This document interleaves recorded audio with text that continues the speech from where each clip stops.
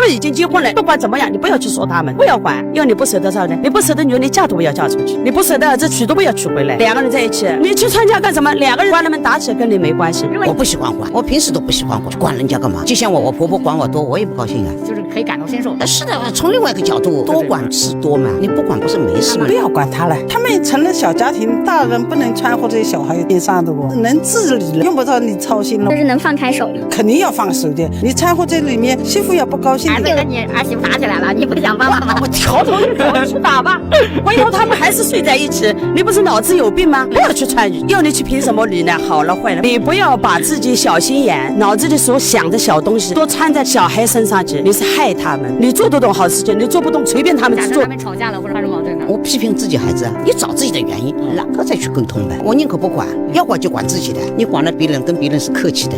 你管自己的小孩，你管的再多，是我孩子他妈，他不会跟我拉毛的呀，对不对？